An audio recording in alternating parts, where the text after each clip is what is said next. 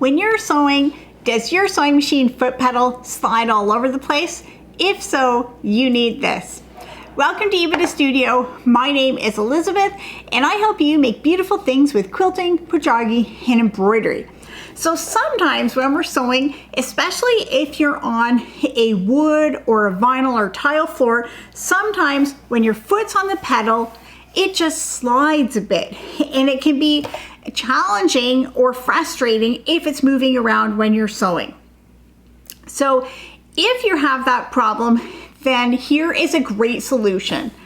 I got this at our local discount store, and this is just kind of like a rubber grip thing. It's designed to help you open jars, and it does work really great for opening jars. So you can put it on, and that just helps you grip on it.